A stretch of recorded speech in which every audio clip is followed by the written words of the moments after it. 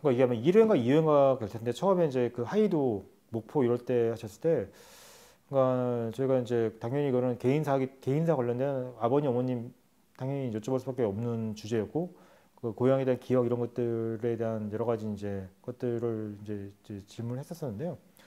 특히 이제 어머니에 대해서 이제 그런 대통령의 그 애틋한 심정 이런 것들 물론 아버님도 마찬가지세요. 근데 이제 특히 이제 어머니께서 이제 본인 교육이나 이런 것들에 좀 더 그 어머니의 결단 본인은 이거 본인 말씀을 한번 해서 저희 여기도 남아 있는 거지만 그때 어머니께서 이제 목포로 나오기로 결단하지 않으셨으면 오늘 나는 없는 거다 이렇게 말씀을 하셨었거든요.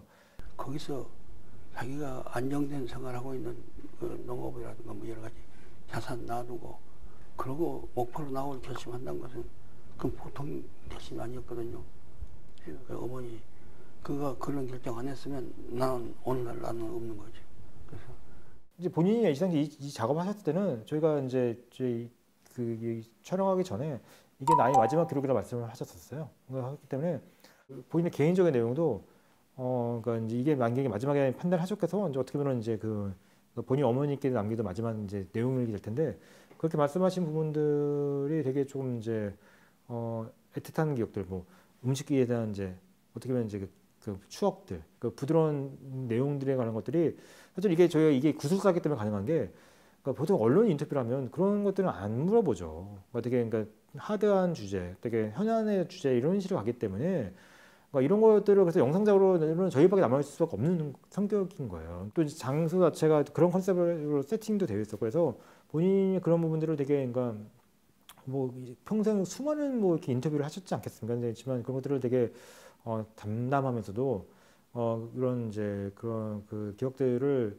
되게 사적이면서도 서정적인 주제까지 이렇게 가리지 않 이 주제에서도 되게 감성적인 어떤 표정과 말투가 그대로 살아있는 그런 어떤 이제 증언을 남겨주신 분들은 되게 그 자체가 우선 되게 인상적인 것 같은 거예요. 그러니까 이제 그게 대상은 이제 어머니에 대한 부분들이 그럴 거고 그다음에 이제 어린 시절의 뭐 추억들.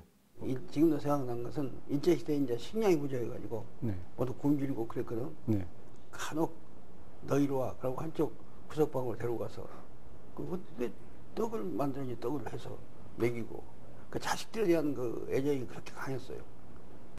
그 돌아가신 첫 번째 부인에 대한 그런 부분들은 굉장히 마음 아파하셨던 부분들을 되게 많이 말씀을 해주셨었죠. 그래서 특히 이제 그 가정 형편이 어려워졌었을 때 50년대에 그런 것들을 이제 본인이 정치에 정계에 투신만 하지 않았으면 그런 고생도 하지 않았을 거고 그랬으면 이제 그런 어려움까지 겪지 않았을 거라고 이렇게 본인이 사실 뭐 그렇겠죠. 왜냐면 사업으로 워낙 큰 성공을 거두셨던 분이 그러니까 어떤 대의를 위해서 하겠다고 해가지고 정계에 투신하시면서부터 개인적인 고난이 시작된 거였던 거기 때문에 그건 본인의 선택이 그러니까 대의에는 이제 역사의 발전과 큰 대의 그러니까 우리 그 사회 발전, 정치 발전, 역사 발전에는 크게 기여하신 거지만 따지고 보면은 가족과 주변 개인에게는 사실 고통의 연속과 그 피해가 이렇게 이어지는 사실은 그런 이게 이제 어떻게 보면 이렇게 그 진짜 이렇게 비대칭이 심했던 거죠. 그러니까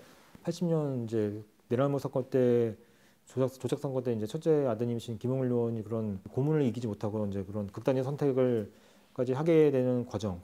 그래서 이제 그건 큰 나중에 이제 그런 장애까지 얻게 되는 이런 과정도 사실 본인의 어떤 선택에 결국에 다 가족들 피해를 보게 되는 것들인 거잖아요. 그래서 그런 장면들을 묘사하신 분들이 계속 있죠. 그래서 그런 부분들을 할 때도 저도 되게 사실 울컥하지 않을 수가 없죠. 왜냐면 이제 그런 것들을 가감 없이 말씀해 주셨기 때문에 그런 게 있고요. 여하튼 난 지금도 저 생각하면 참 감사하고 미안하고 정말 가슴이 아픈 심정이에요. 내 하나 어떻게 보면 한데 많은 주변 가족들을 희생시켰다는 생각이. 그다음에 그러니까 수많은 그러니까 죽을 고비란 것들은 이제 저희가 당연히 다 질문을 했었죠. 전쟁 때, 한국 전쟁 때, 그다음에 이제 자동차 테러 사건, 그다음에 이제 납치, 사형 선고 이런 순간에 대한 질문을 들었었을 때, 그러니까 저도 아직은 뭐 저는 그런 경험을 해본 적이 사실 없고, 이제 저는 뭐 그 개인적으로 당연히 이제 저희 부모님 돌아가시고 이런 것들을 가까이 지켜본 적은 있었지만, 제가 직접 그런 경험을 해본 적은 사실 저는 없거든요. 없는데 그런 것들을 겪은 분만이 말할 수 있는 그 표정이나 이런 것들이 사실 있죠. 그러니까 저게 사선을 넘어온 사람이 아니면 할 수 없는 표정과 말이다. 이런 것들이 진짜 그건 딱 느낌이 올 때가 있어요. 일반 어떤 글을 통한 묘사의 어떤 전달력을 훨씬 뛰어넘는 그런 이제 그 가치가 있고 그 파급력, 호소력이 있는 것들인데 그런 것들을 이제 본인이 그 말씀하실 때마다 저도 이제 간접 체험이지만 김도중의 역사적 인물을 이해하는 데에 굉장히 큰 도움이 됐다고 하나 이런 건 사실 좀 있었습니다. 그래서 단적으로 이제 87년 단일화했었을 때 사실 저희가 그때 저희는 그러니까 이게 학술 연구기관이다 보니까 대통령이 사실 심기경호를 하진 않거든요. 그러니까 그분이 어려워할 것 같은 질문도 저희는 사실 하는 겁니다. 하는 거고 대통령께서는 사실 그걸 끝나고 난 다음에 그러니까 역시 이렇기 때문에 그러니까 이제 본인이 학교라는 이제 객관 연구 그 시설에 그러니까 기증한 거에 대한 어떤 이제 본인도 이제 보람을 느낀다는 말씀도 하셨었는데요. 그러니까 이제 촬영 끝나고 난 다음에 저희는 그 단일화 실패가 사실 되게 뼈아픈 순간이잖아요. 그래서 그때 경과에 있는 기록들을 갖고 저희가 사실 이제 가감없이 저희가 질문을 다 넣었었어요. 본인이 근데 되게 진짜 그거는 정말 지금도 인상적인데 그때 여기에 있었던 거죠 아마. 어쨌든 입장하시잖아요. 입장하시면은 대부분 표정 밝게 들어오시거든요.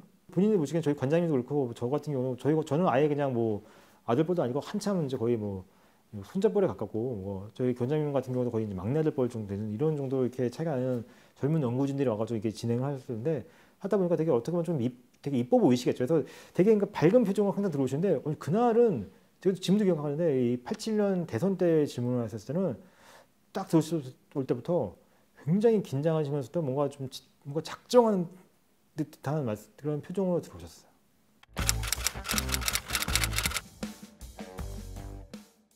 그게 되게 지금도 인상이 남는데 사실은 그 단일화한 데 있어서 본인 책임도 있는 거 아니냐. 사실 그런 것들을 저희가 가리지는 않았거든요. 물론 노골적으로 하지는 않았지만 그때 이런 것들의 어떤 이제 쟁점이 무엇이고 여기에 이런 것들이 혹시 좀 이제 오류가 있지 약간 그런 것들의 뉘앙스는 깔려 있는 이런 질문을 저희가 사실 가리지 않고 했었었는데 어쨌든 대통령께서는 이제 사실관계 측면 다 밝혀주셨죠.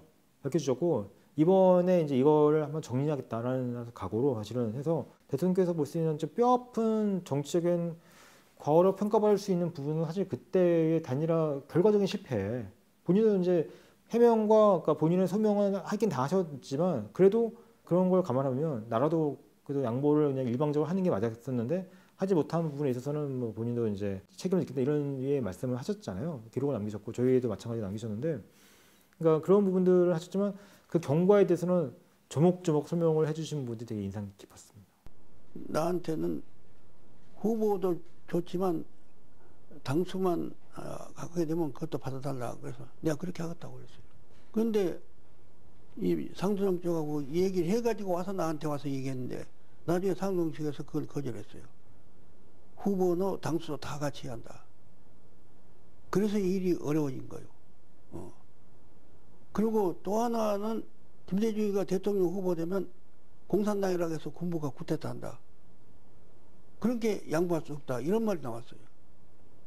그게 내가 그 소리 듣고 사실 상당히 화를 냈어요. 우리가 군부 반대해서 독재 반대해가지고 6월 항쟁을 했는데 이제 군부 무서워서 우리 후보도 마음대로 못 낸다. 그것이 굴복하면 나는 공산당이라는 것이 되지 않냐. 이게. 그때 말씀의 취지는 그것이죠. 어쨌든 이제 그러니까 김영삼 후보 측에가 한치의 양보도 없는 부분에 대한 어떤 잘못된 부분을 지적을 하시고 특히 이제 군 비토론 많이 알려진 부분이 있지 않습니까? 그래서 그걸 한 부분은 본인은 그 부분에서는 약간 이제 정당성의 위기를 느꼈다는 말씀이 되게 이제 이분이 일방적 양보를 해야 한다는 어떤 의견도 본인이 청취했음에도 불구하고 또 단일화를 하지 않으면 위험할 수 있다는 것들을 본인이 모르지는 않으셨고 했지만 왜 끝까지 그냥 고하셨는가에 대한 판단하는 거에 있어서의 단서를 저는 일찍 해석할 수 있는 단서였다고 생각이 들더라고요. 그 부분은 되게 좀 그러니까 이분의 87년 대선 때의 선택은 굉장히 역사적으로 그러니까 어떻게 보면 이제 두고두고 나중에 이제 그러니까 해석이 이루어져야 될 부분이잖아요. 사실 김영삼 총재의 평가는 그러니까 선택은 그렇게 복잡하진 않아요. 그분의 선택은 우선 내가 나가야겠다는 입장이었던 거가 확실한 것 같아요. 그냥 김대중 후보가 나오면 안 된다. 라는 거를 뭐 군 비토론이라는 걸 그걸 뭐까지 이제 제기가 되는 상황에서는 그러니까 내가 나가는 것이 필요하겠다 이런 판단을 그분은 굳이셨던 거고 뭐 양보 안 하면 나도 나라도 무조건 나간다 이런 판단을 하셨던 거고 꼭 이제 그분 나름대로 뭐 설령 이제 이렇게 분리돼 나간다 하더라도 내가 될 수도 있다 이런 판단은 뭐 양측이 다 하는 부분이 있긴 하겠지만 어쨌든 한다는 건데 김대중 대통령 즉 김대중 대통령 본인은 군 밑으로의 어떤 이런 부분을 약간 정당성의 위기로까지 느낀 부분은 맞는 것 같아요. 그래서 이런 상태에서 자기가 후보를 사퇴하게 되면 그러니까 그걸 용인하게 되는 것이고 이렇게 될 경우에는 이제 본인을 대표하는 이제 소위 재야 그러니까 좀 더 이제 약간 좀 그 진보적인 어떤 이제 또 민주화 운동까지 훨씬 더 헌신을 많이 했었지만 어떤 이 대표할 수 있는 세력들의 뭐 이 목소리나 혹은 어떤 정치적인 어떤 이제 그런 지분 이런 부분들이 과연 담보될 수 있겠는가 이런 거에 대한 상당한 좀 뭐랄까요 좀 부정적인 전망까지 하시면서 궁극적으로 같이 가기 어렵지 않나 이런 판단을 하셨던 것 같더라고요. 그 판단에 대한 결과는 어쨌든 결국은 이제 대선 패배로 이루어졌기 때문에 그래서 대통령께서는 결과적인 사과를 하겠다는 측면은 그런 논리에서 나온 것 같긴 해요. 당시에는 그런 것들을 다 감안하면서 위험할 수도 있겠다는 것도 당연히 않았던 것 같고 예. 그런 부분들이 여기는 잘 나와 있습니다.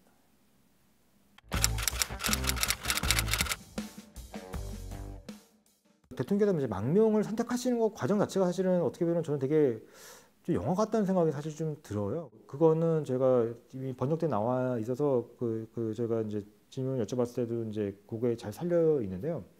당시 이제 일본의 마이니치 신문 기자가 김대중 대통령의 이제 이 유신 선포서 했을 때 상황을 묘사한 게 이제 일본에서는 이제 그게 기록가 남아 있었어요.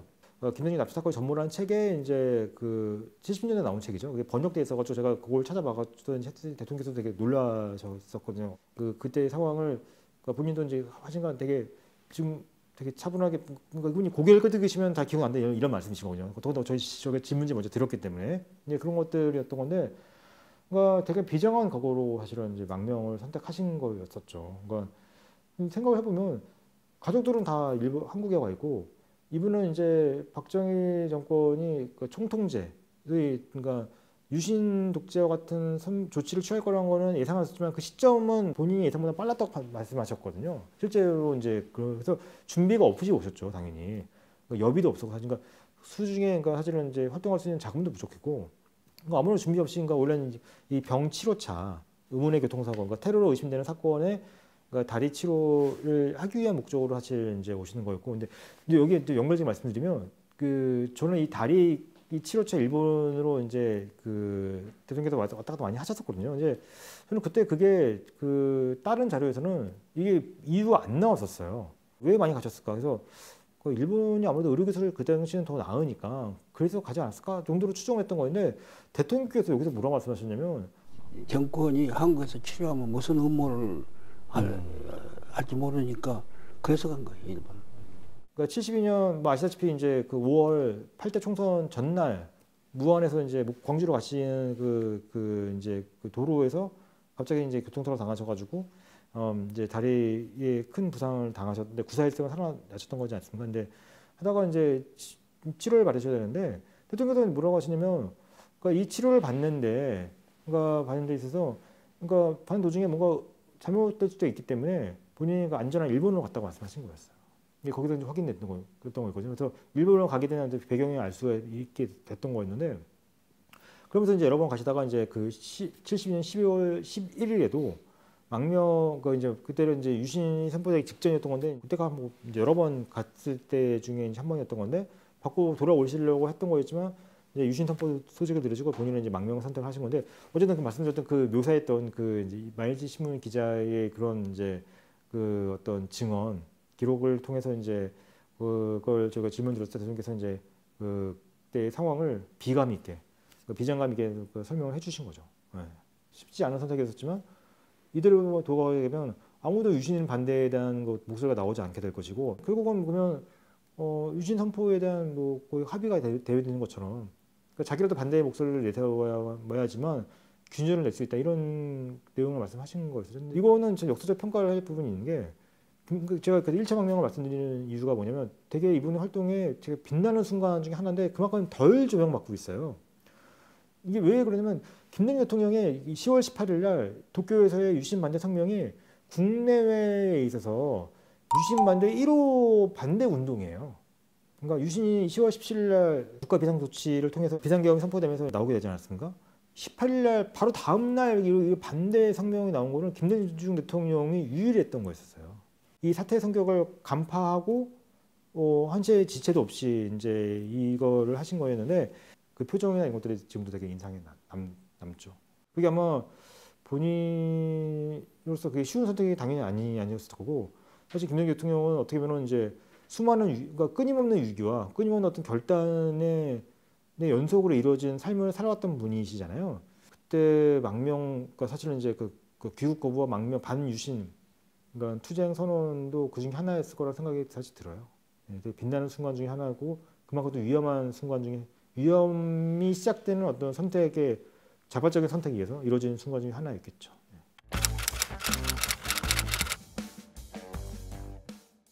네, 2006년 10월인가, 또 2006년부터 2007년까지, 그러니까 만으로는 1년이 좀 안 됩니다. 10개월 될 것 같아요. 10개월 정도 됐을 거고요. 장소는 여기, 그러니까 이제 여기 보시면 대통령께서는 여기 앉으셨습니다.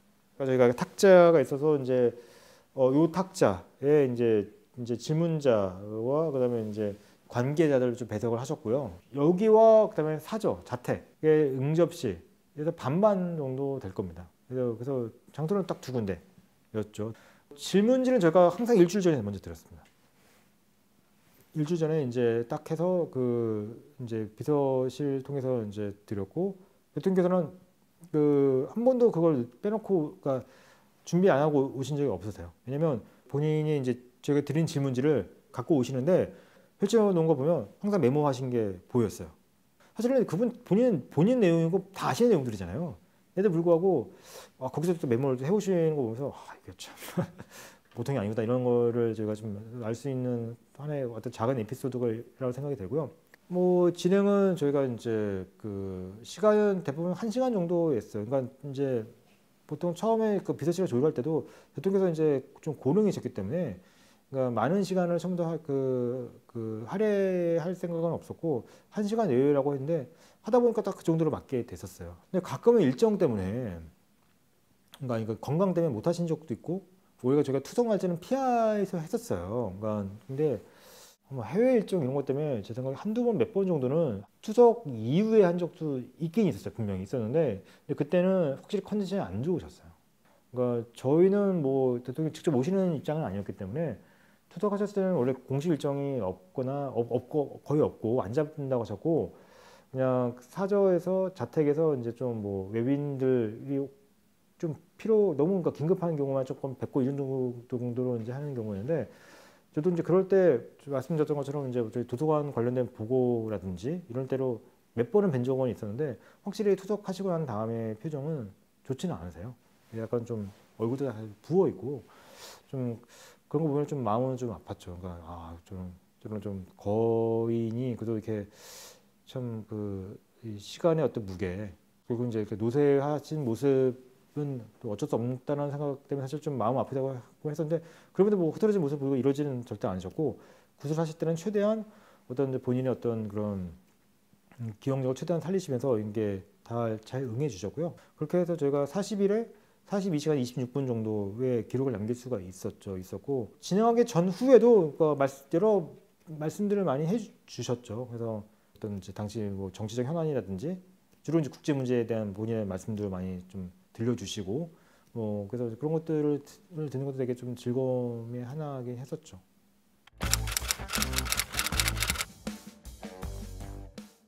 질문지는 제가 주도적으로 다 짜서 저희 이제 당시 관장님 이렇게 해서 확인 좀 보완하고 해가지고 이제, 그러니까 질문지 작성을 제가 주도했고, 그렇지만 뭐 제가 질문지 짠 거는 어쨌든 초안 형태로 해서 유상현 관장님과 같이 이제 보완해가지고 완성하는 형태로 해서 드리는 방식을 했고요. 진행은 유상현 이제 연세대학교 교수께서 당시 관장이셨는데 진행을 더 많이 했습니다.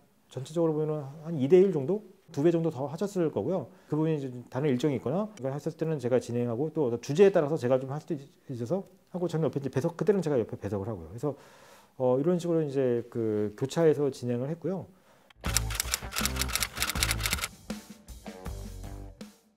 당시 이제 장비로서는 나름 이제 좀 이렇게 할 수 있는 만큼 최대치의 어떤 장비를 저희가 좀 렌트를 해가지고 저희가 좀 협조를 받아가지고 진행했던 거였습니다.